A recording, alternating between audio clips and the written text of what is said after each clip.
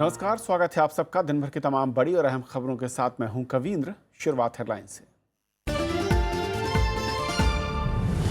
जम्मू कश्मीर में सियासी संकट। बीजेपी ने कहा पीडीपी की शर्तें मंजूर नहीं, सरकार गठन के बाद ही नई मांगों पर हो सकता है विचार।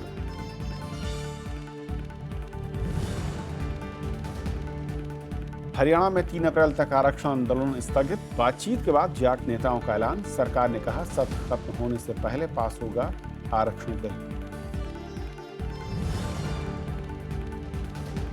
12 विधायकों की बगावत की खबर से उत्तराखंड की राजनीति में हलचल। कांग्रेस विधायक रमेश पोटियाल का आरोप, बीजेपी ने सरकार गिराने के लिए दिया लालच, बीजेपी का इनकार। उमर और अनिर्बान को 6 महीने की अंतरिम जमानत। पटियाला हाउस ने दिया 25,000 के निजी मुचलके पर रिहा करने का आदेश। बिना अनुमति देश छोड़ने पर रोक।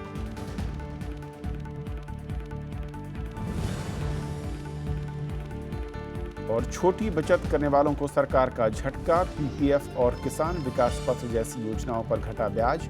3 महीने बाद होगी समीक्षा।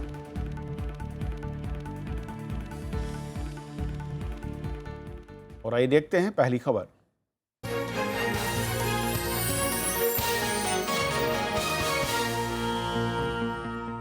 हरियाणा में जाट आंदोलन का खतरा फिलहाल टल गया है। चंडीगढ़ में अधिकारियों के साथ बैठक के बाद जाट नेताओं ने कहा कि 3 अप्रैल तक आंदोलन नहीं होगा। सरकार ने बजट सत्र खत्म होने से पहले आरक्षण बिल को पास कराने का भरोसा दिया है, तो वहीं राज्य के संवेदनशील जिलों में सुरक्षा बढ़ा दी गई है। चंडीगढ़ में शुक्रवार को जाट नेताओं और हरियाणा सरकार के अधिकारियों के बीच लंबी बातचीत हुई, जिसके बाद जाट नेताओं ने आरक्षण बिल पेश करने के लिए 31 मार्च तक का अल्टीमेटम दिया है। उन्होंने 3 अप्रैल तक राज्य में आंदोलन नहीं करने का भी आश्वासन दिया है। जाट नेताओं का कहना है कि आरक्षण समेत उनकी 7 मांगों पर सरकार का रुख सकारात्मक है। 31 तारीख का टाइम दिया है और 31 तारीख के बाद 21 तारीख को हम कार्यकारिणी की बैठक करेंगे। 3 अप्रैल को हम लोग फिर मिलेंगे। अगर 31 तारीख तक ये आरक्षण नहीं होता तो 3 अप्रैल को आगामी रणनीति की घोषणा करती।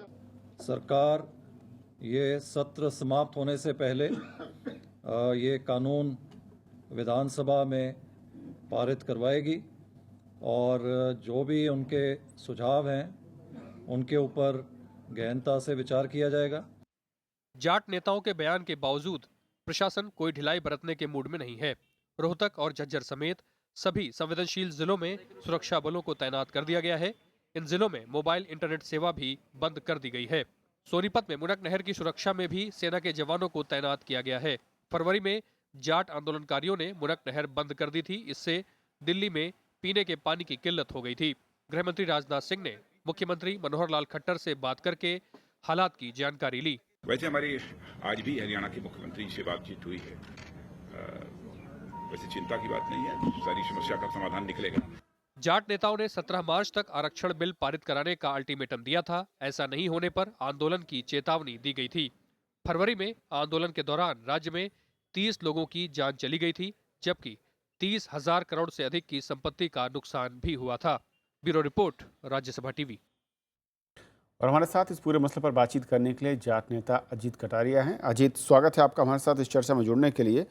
सबसे पहले तो मैं समझना चाहूँगा कि आज जो ऐलान किया गया है आप लोगों की ओर से कि 3 तारीख तक अब शांति रहेगी, यानी कि 3 तारीख का अल्टीमेटम एक तरीके से सरकार को आप लोगों ने दे दिया है। क्या सरकार की ओर से आश्वासन मिला है और किस रास्ते पर सरकार आगे बढ़ेगी?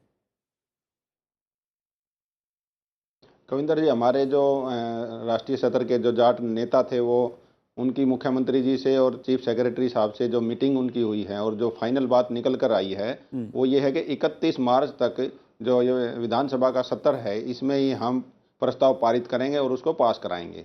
ये हमारे बड़े नेताओं को आश्वासन दिया गया है और इस पे आश्वासन पर हम पूरा विश्वास करते हैं सरकार पर। और 31 मार्च की बजाय 3 अप्रैल तक हमने एक बात निर्णय लिया है कि भाई 3 अप्रैल तक कोई भी आंदोलन किसी प्रकार का नहीं होगा और शांति बनाए रखेंगे। और 3 अप्रैल तक अगर सरकार हमारे को इस मामले में फेल करेगी, अगर अपनी कमिटमेंट पे नहीं रुकेगी, तो उसके बाद आगे की रणनीति बना करके इस आंदोलन का रूपरेखा तैयार की जाएगी। और उसमें भी हम किसी भी सूरत में हरियाणा में अशांति का वातावरण नहीं बनने देंगे। बिल्कुल पूरी तरह से हमारा जो आंदोलन होगा, जाट आंदोलन जो भी होगा, वो शांतिपूर्ण तरीके से होगा।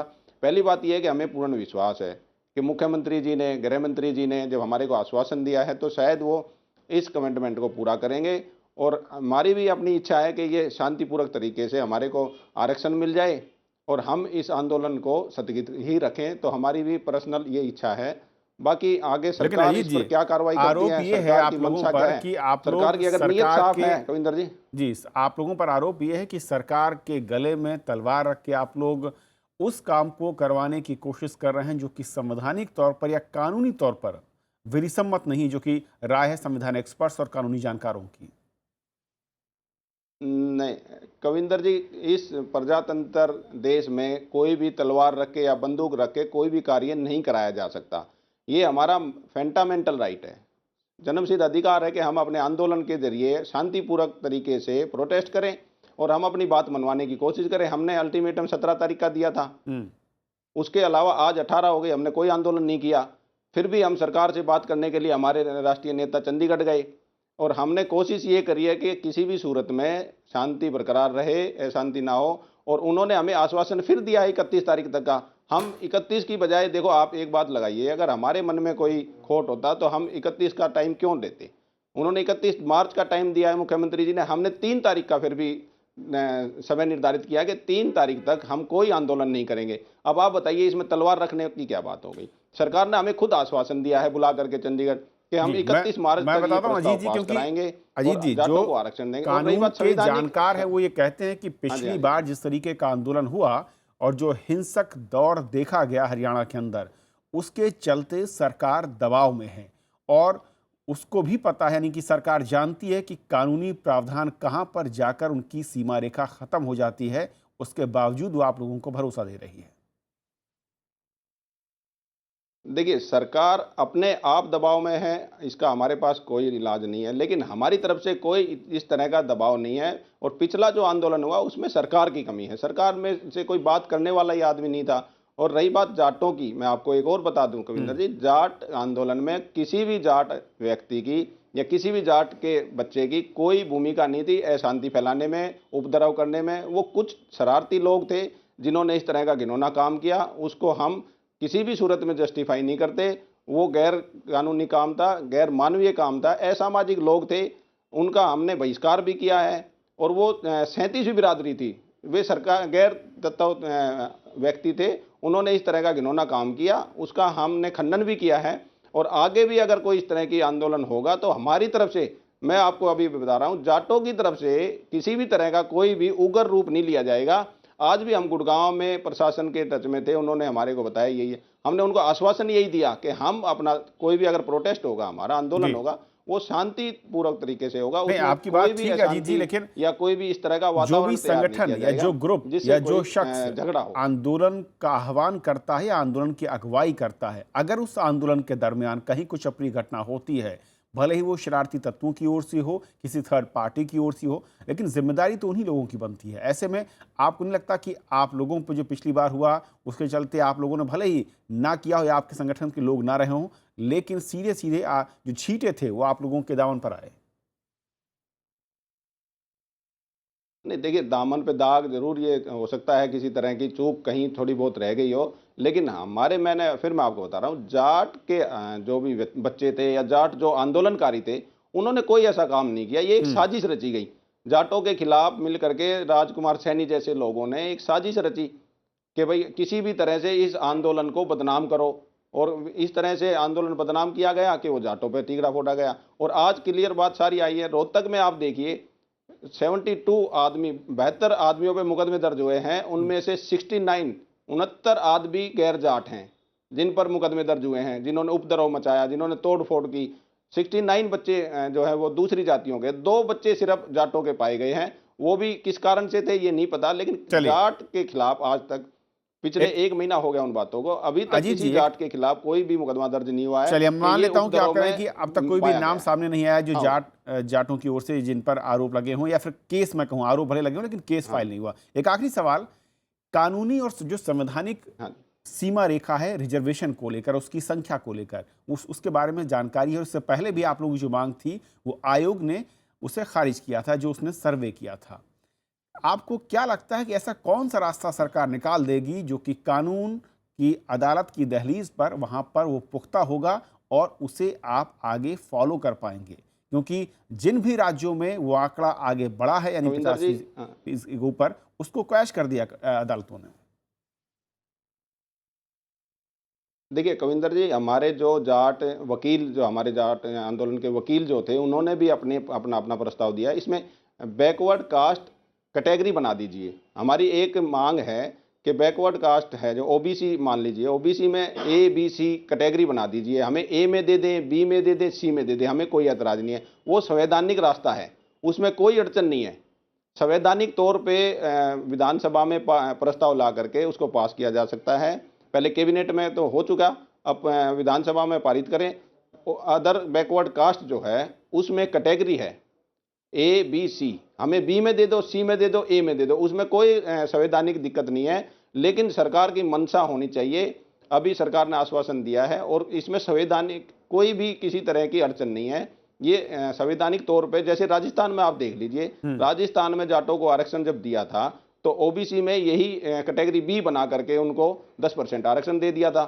और जिसमें ओबीसी के जो और हमारे कास्ट के भाई थे उनको किसी को कोई आपत्ति नहीं हुई, क्योंकि उनका कोई हक, हम किसी का हक नहीं ले। चलिए आप कह रहे हैं कि जो राजस्थान फार्मूला है उसी फार्मूले को हरियाणा में भी लागू किया जाए, जो एक रास्ता बता रहे हैं। एक लंबी बहस हो सकती है इस पर, लेकिन फिलहाल वक्त की कमी उसमें कर दे। या मैं आपको शुक्रिया अजीत साहब, बहुत बहुत शुक्रिया वक्त देने के लिए और इस पूरे मसले पर चर्चा करने के लिए आपका। और ये थी हमारी पहली खबर। छोटा सा ब्रेक के उस पार दिन भर की दूसरी बड़ी खबरें।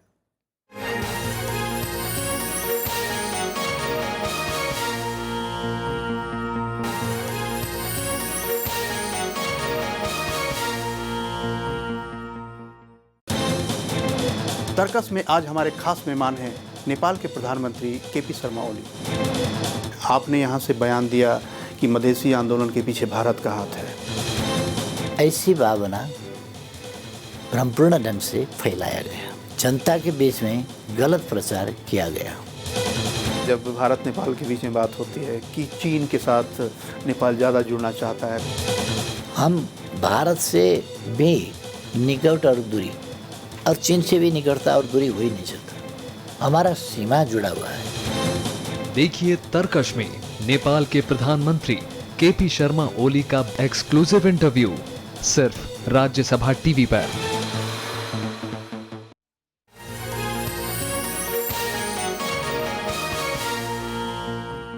जम्मू कश्मीर में पीडीपी और बीजेपी के बीच सरकार गठन की वार्ता बेनतीजा रही है। बीजेपी ने साफ किया है कि सरकार गठन के लिए उसे नई शर्तें स्वीकार नहीं है। बीजेपी महासचिव राम माधव ने कहा कि राज्य की स्थितियों में कोई बदलाव नहीं आया है। पहले और अब में फर्क सिर्फ इतना है कि मुफ्ती मोहम्मद सईद हमारे बीच नहीं है। उन्होंने माना कि सरकार गठन को लेकर अब तक कोई प्रगति नहीं हुई है। गतिरोध तोड़ने के लिए गुरुवार को पीडीपी प्रमुख महबूबा मुफ्ती ने बीजेपी अध्यक्ष अमित शाह से भी मुलाकात की। महबूबा मुफ्ती आज प्रधानमंत्री से भी मिलने वाली थी, लेकिन ये मुलाकात अब तक नहीं हो सकी और जम्मू कश्मीर में करीब 2 महीने से राज्यपाल शासन लगा हुआ है। पीडीपी ने जम्मू कश्मीर के विकास के लिए केंद्र से ठोस आश्वासन मांगा है। नहीं, पहली बात तो कोई और डिमांड तो मंजूर है ही नहीं, पहली बात। दूसरी बात, हमने जैसा कहा जो कुछ भी और एडिशनली करना है ऐसे अपेक्षा है, वे सारी चीज़ें सरकार बनने के बाद बातचीत के द्वारा संभव है। हर राज्य सरकार को केंद्र से बात करके जो आवश्यक चीज़ों को मांगने का अधिकार होता है, बट सरकार को कंडीशंस पर बनाना संभव नहीं है। उत्तराखंड विधानसभा के बजट सत्र के आखिरी दिन सियासी अटकलों का दौर चला। खबर थी कि मुख्यमंत्री हरीश रावत से नाराज कांग्रेस के कुछ विधायक विधानसभा में बजट पर क्रॉस वोटिंग कर सकते हैं और इसे लेकर कांग्रेस और बीजेपी के बीच दिन भर आरोप प्रत्यारोप का दौर चलता रहा। उत्तराखंड में शुक्रवार को मुख्यमंत्री हरीश रावत के अल्पमत में आने और कांग्रेस के 12 विधायकों की बगावत की खबरों और अटकलों का दौर जारी रहा। मुख्यमंत्री हरीश रावत ने दावा किया कि उनकी सरकार को कोई खतरा नहीं है। सरकार को कुछ नहीं होने जा रहा है, क्योंकि हमारे साथ जनता का विश्वास है, जनता का आशीर्वाद है। शाम होते होते इस मामले में एक और ट्विस्ट आ गया। कांग्रेस विधायक गणेश गोदियाल ने आरोप लगाया कि बीजेपी नेताओं ने उनसे और उनके साथी विधायकों से सरकार गिराने के लिए संपर्क किया था। हालांकि बीजेपी ने सरकार को अस्थिर करने के आरोपों को खारिज किया। भारतीय जनता पार्टी की रीति और नीति में किसी भी सरकार को अस्थिर करना, किसी सरकार को तोड़ना नहीं है। इसलिए जो आरोप लगाते हैं लगाने दीजिए। 5 सालों से लगातार आरोप लगाते आए हैं। अब हमारी बातों को सुन के किसी की अंतरात्मा जाग गई हो, अंतरात्मा के आवाज पर वो हमारे मत विभाजन में खड़ा हो जाता है तो उसमें हमारा दोष नहीं है। बीजेपी का आरोप है कि मुख्यमंत्री हरीश रावत के रवैये से उनकी पार्टी के विधायक नाराज हैं। कांग्रेस के विधायक बड़े असंतुष्ट हैं। आज स्थिति ये है कि मुख्यमंत्री अकेला चलो वाला हो रहे हैं और पूरी तरह किसी को विश्वास में लेना, अपने आप ही अकेला चलो, पूरे प्रदेश के अंदर घूमना, ये उनकी स्थिति है। उत्तराखंड कांग्रेस के अध्यक्ष किशोर उपाध्याय ने इसे बीजेपी का दुष्प्रचार करार देते हुए दावा किया कि पूरे विधायक सरकार के साथ हैं। कोई खतरा नहीं है, हमारी सरकार सुरक्षित है, मजबूत है, कोई खतरा नहीं। पूरे विधायक आपके साथ हैं? सारे विधायक हमारे साथ हैं। 70 सदस्यीय उत्तराखंड विधानसभा में कांग्रेस के 36 विधायक हैं। उन्हें पीडीएफ के 6 विधायकों का समर्थन है। बीजेपी के 28 विधायक हैं। इस बीच बीजेपी नेताओं ने राज्यपाल के पाल से मुलाकात कर पार्टी विधायक गणेश जोशी की गिरफ्तारी के मामले में दखल देने की अपील की। Bureau report, Rajya Sabha TV. Uttarakhand Vidhan Sabha में उस वक्त अवरोध शुरू हो गया जब बीजेपी की बजट पर वोटिंग की मांग नामंजूर हो गई। बीजेपी विधायकों ने सदन में आकर सरकार के खिलाफ जमकर नारेबाजी।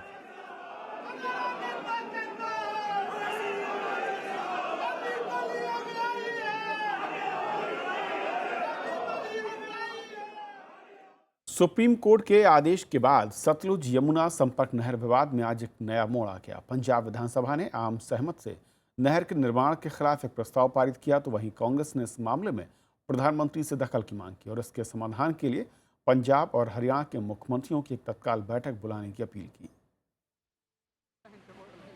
शुक्रवार को पंजाब विधानसभा में सतलुज यमुना लिंक नहर पर सर्वसम्मति से एक प्रस्ताव पारित किया गया। इस प्रस्ताव में कहा गया है कि किसी भी कीमत पर इस नहर को बनाने की इजाजत नहीं दी जाएगी। हरियाणा का किसी भी और सूबे का यहाँ इस पानी पर कोई राइट नहीं बनता है। अगर उनका राइट बनता हो और हमारे पास पानी हो तो हमें देने में क्या एतराज है, लेकिन पानी भी नहीं है और उनका राइट भी नहीं है तो कैनाल किस चीज के लिए बनाएंगे। तो सुप्रीम कोर्ट के पास यही केस पहले डाला हुआ है हमने।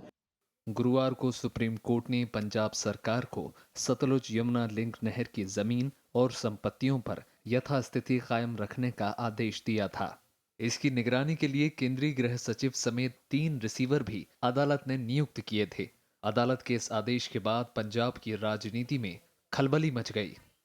हरियाणा कांग्रेस ने इस मुद्दे पर दोनों राज्यों की सरकार पर निशाना साधा है।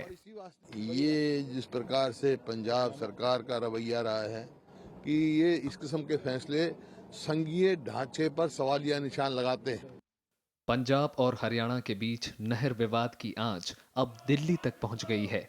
हरियाणा ने जहां दिल्ली की पानी सप्लाई रोकने की धमकी दी है, वहीं राज्य के सिंचाई और कृषि मंत्री ओपी धनखड़ ने दिल्ली के मुख्यमंत्री को चिट्ठी भेजी है।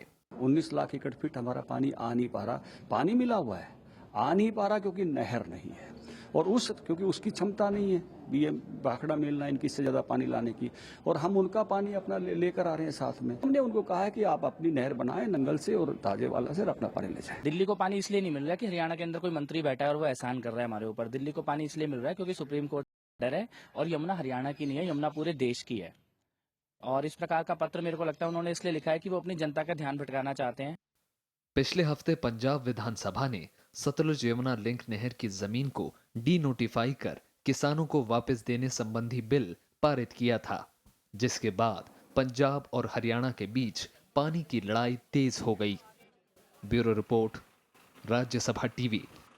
गृहमंत्री राजनाथ सिंह ने कहा है कि पाकिस्तान के संयुक्त जांच दल के भारत आने की खबर उन्हें मीडिया से मिली है।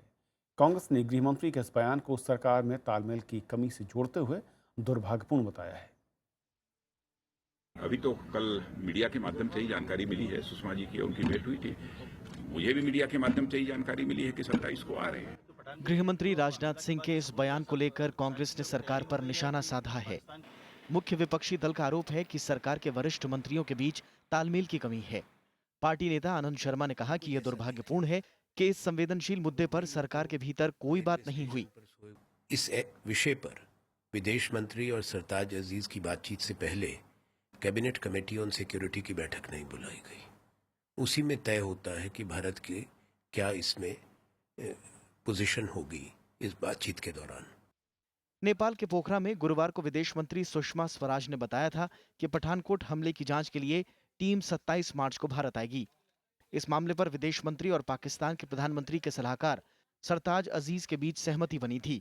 इसी साल 2 जनवरी को पाकिस्तान से आए 6 आतंकवादियों ने पठानकोट एयरबेस पर हमला किया था, जिसमें 7 जवान मारे गए थे।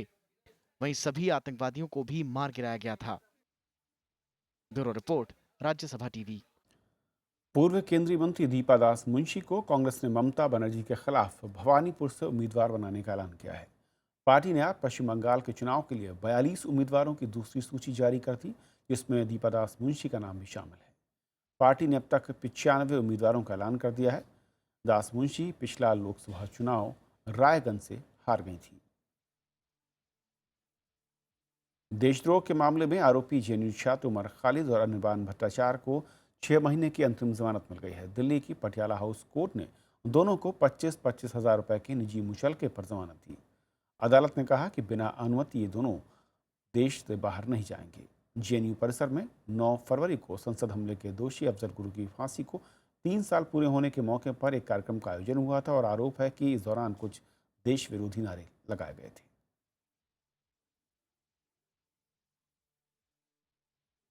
सुप्रीम कोर्ट ने सरकारी विज्ञापनों से जुड़े अपने पिछले फैसले में बदलाव किया है। अदालत ने राष्ट्रपति, प्रधानमंत्री और चीफ जस्टिस के अलावा दूसरे नेताओं की फोटो लगाने को भी अब स्वीकृति दे दी है। इसके लिए केंद्र और कई राज्य सरकारों ने सुप्रीम कोर्ट में याचिका दाखिल की थी। सरकारी विज्ञापनों में राज्यपाल, मुख्यमंत्री, केंद्रीय मंत्रियों और राज्य के मंत्रियों की तस्वीरें फिर से दिखाई देंगी।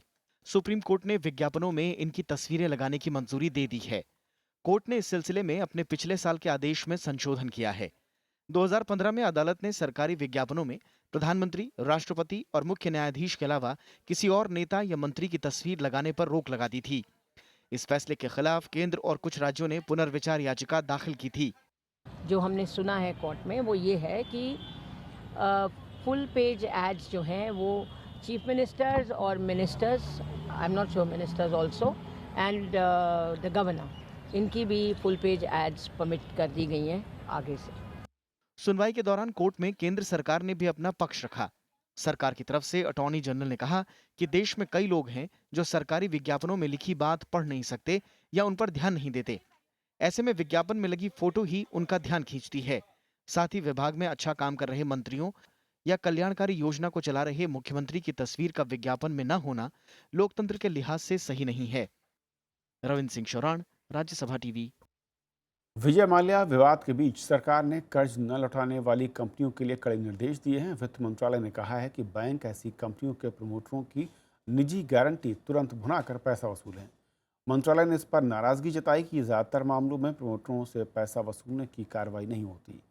31 मार्च 2015 को सरकारी बैंकों का एनपीए बढ़कर 3,61,000 करोड़ रुपए पहुंच गया और इस बीच ईडी ने माल्या को नया सम्मन जारी कर 2 अप्रैल को पेश होने को कहा है। उन्हें आज एजेंसी के सामने पेश होना था। छोटी बचत योजनाओं में निवेश करने वालों को अब कम ब्याज मिलेगा। सरकार ने आज ब्याज दरों में कटौती का ऐलान कर दिया। पीपीएफ पर ब्याज की दर 8.1% होगी और पहले ये 8.7% थी। इसी तरह किसान विकास पत्र पर अब 8.7% की जगह 7.8% का ब्याज मिलेगा। राष्ट्रीय बचत पत्र पर 8.5 की जगह 8.1% ब्याज मिलेगा। इसी तरह सुकन्या समृद्धि योजना पर भी 9.2% की जगह 8.6% का ब्याज मिलेगा। ये दरें 1 अप्रैल से 30 जून के लिए हैं। सरकार ने हर 3 महीने पर छोटी बचत योजनाओं पर ब्याज दरें तय करने का फैसला किया है।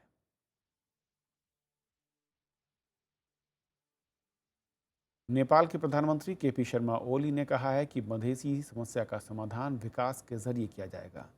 राज्यसभा टीवी के साथ खास बातचीत में उन्होंने कहा कि भारत के साथ नेपाल के संबंध अहम हैं। उन्होंने ये भी कहा कि मधेसी नेता उन पर दबाव की राजनीति कर रहे थे।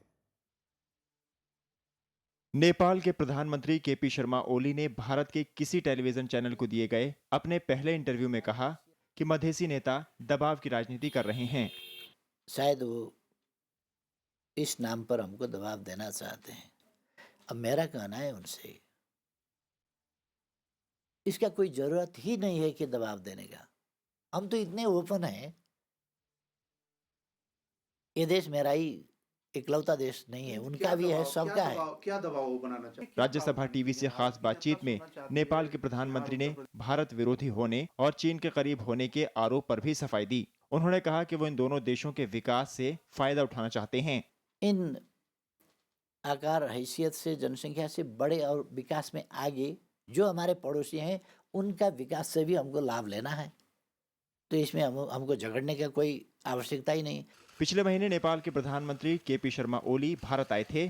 प्रधानमंत्री नरेंद्र मोदी के साथ बातचीत के बाद उन्होंने कहा था कि भारत के साथ पैदा हुई गलतफहमियां दूर हो गई हैं। इन सभी मसलों पर राज्यसभा टीवी से उन्होंने विस्तार से बात की। नेपाल के प्रधानमंत्री केपी शर्मा ओली का पूरा इंटरव्यू शनिवार शाम 8:30 बजे और रविवार सुबह 7:30 बजे राज्यसभा टीवी पर आप देख सकते हैं। और अब कुछ और अहम खबरें संक्षेप में। भारत माता की जय न बोलने पर मध्य प्रदेश विधानसभा ने एमआईएम नेता असदुद्दीन ओवैसी के खिलाफ निंदा प्रस्ताव पारित किया। कांग्रेस विधायक जीतू पटवारी ने निंदा प्रस्ताव पेश किया। उत्तरी कश्मीर के कुपवाड़ा जिले में सुरक्षा बलों के साथ मुठभेड़ में 2 आतंकवादी मारे गए। सेना के हंदवाड़ा के पेठा बडार में आतंकवादियों की मौजूदगी की सूचना मिलने पर सुरक्षा बलों ने वहां पर बीती रात तलाशी अभियान शुरू किया था। मद्रास हाई कोर्ट ने सड़क हादसों में मौत के मुआवजे पर अहम फैसला सुनाया है। कोर्ट ने कहा कि मृतक की शादीशुदा बेटियों या करीबियों को मुआवजे से वंचित रखना मोटर वाहन अधिनियम के खिलाफ है। सूचना और प्रसारण मंत्री अरुण जेटली ने कहा है कि सामुदायिक रेडियो शिक्षा, स्वास्थ्य, स्वच्छता और कृषि विकास जैसे अभियानों के प्रति जागरूक करने में महत्वपूर्ण भूमिका निभा सकते हैं। अरुण जेटली ने दिल्ली में विज्ञान भवन में 6वें राष्ट्रीय सामुदायिक रेडियो सम्मेलन के उद्घाटन में ये बात कही। श्रीलंका में गिरफ्तार भारतीय मछुआरों की रिहाई के लिए शुक्रवार को चेन्नई में विरोध प्रदर्शन किया गया। प्रदर्शनकारियों ने चेन्नई में श्रीलंका दूतावास पर नारेबाजी।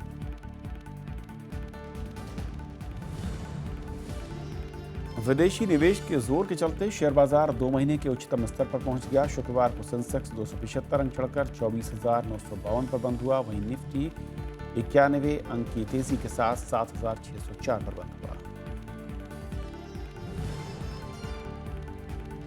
ईरान नाव मामले में एनआईए की विशेष अदालत ने 10 ईरानी और एक पाकिस्तानी क्रू सदस्यों को आरोपों से बरी कर दिया है। 2015 के इस मामले में इन सभी विदेशी नागरिकों पर केरल के एक नाव को गैरकानूनी तरीके से रोकने का आरोप था। देश से बाहर जाने पर लगे प्रतिबंध के हटने के बाद पाकिस्तान के पूर्व राष्ट्रपति परवेज मुशर्रफ गुरुवार को दुबई चले गए। 2013 में पाकिस्तान लौटने के बाद मुशर्रफ पर कई मुकदमे दर्ज हुए थे, जिस वजह से उनके देश छोड़कर जाने पर प्रतिबंध लगा हुआ था। उत्तर कोरिया के मिसाइल परीक्षण पर अमेरिकी, जापान और दक्षिण कोरिया ने कड़ा ऐतराज जताते हुए इसे सुरक्षा परिषद के प्रस्ताव का उल्लंघन बताया, जबकि जापान ने कहा कि उकसावे वाली ऐसी कार्रवाई से निपटने के लिए वो तैयार है। T20 विश्व कप में शुक्रवार को न्यूजीलैंड ने ऑस्ट्रेलिया को 8 रन से हरा दिया। धर्मशाला में हुए इस मैच में न्यूजीलैंड ने 143 रन बनाए और जवाब में ऑस्ट्रेलिया 9 विकेट पर 138 रन ही बना सका। तो खबरों के आज के सफर में इतना ही। नमस्कार।